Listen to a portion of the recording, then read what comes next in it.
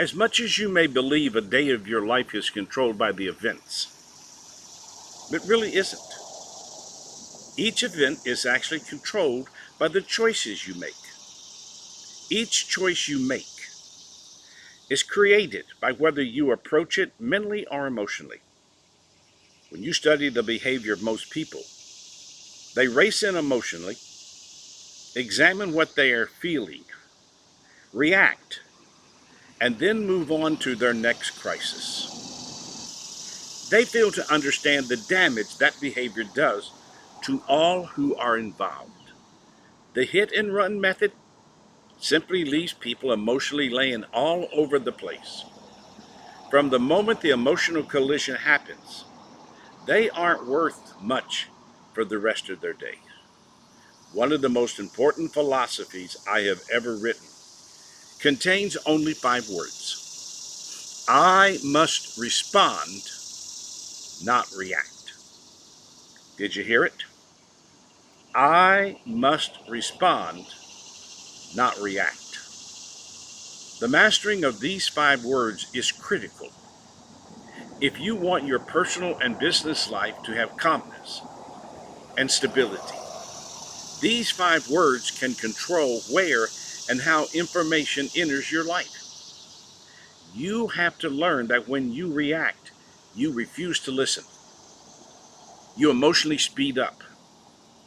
You attack rather than address issues. You create confusion rather than add clarity.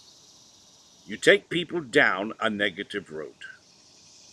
When you think about these 5 behaviors, how dangerous are they to your business and our personal life? How much damage can you do when any of these 5 become your personal presence? Each and every time you react, you lose control of the environment and turn an opportunity into an obstacle for everyone involved. So, what are the keys to learning to respond, not react? First, refuse to get sucked in. There are people in your life who know how to push your hot buttons. Their great joy is to help you get upset. They know when that happens. They own you emotionally. The very first step in learning to respond, not react, is to know who the pushers are in your life. If you are not aware of these people, they will always surprise you with events that will send you over the edge. Our next key. Each time you feel yourself starting to speed up emotionally, stop whatever you're doing. Take a deep breath and ask yourself, what can I do to turn this into a positive experience? If you don't slow down, you will race in, spread your emotions all over the place, leave and create a crisis attached to a crisis. The result is total confusion and frustration.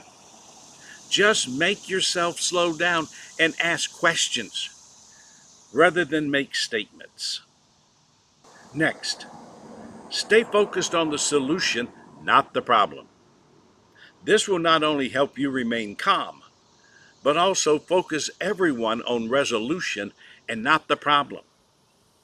Events don't have to be problems. Listen to that again.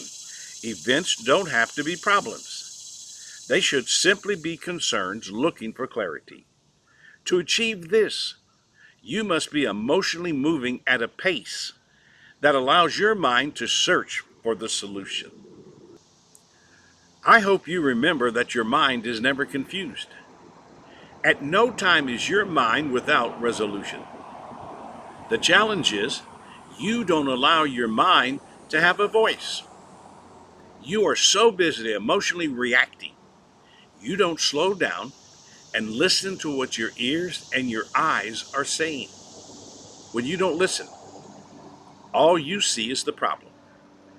Problems only exist because you're filtering the event through your emotions rather than your mind. Remember that. Next, pause and ask questions before you give out information. Time and time again, I've seen people speed up and emotionally react before they had the information necessary to understand what was actually happening. How many times have you reacted? Then asked the questions only to realize your reaction wouldn't have happened if you had slowed down and asked the right question first. A big part of mastering the ability of responding is to gather information. Those who want you to react will feed you just enough to send you over the edge. Don't play their game. Slow down. Pause with a deep breath, and then ask the questions necessary for you to have all the facts. Only then can you provide the leadership that will lead to resolution. Our next, offer solutions.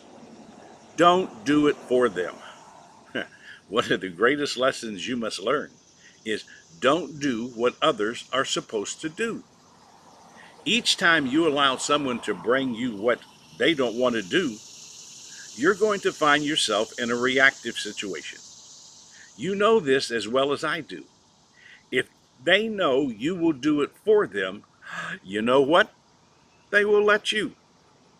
The easiest rule to live by is when they bring you their work, offer them direction.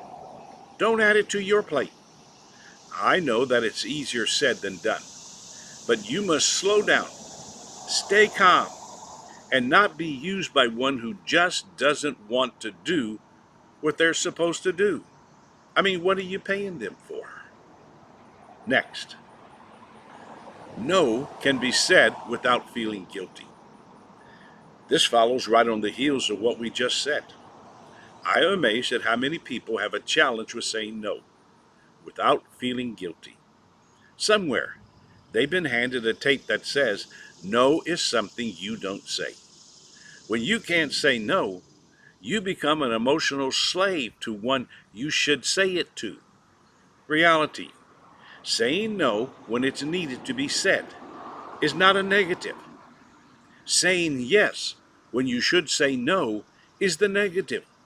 It will make you reactive and give the other person control of your presence. Next, don't lose your focus. Retaining your focus is what holds all of this together.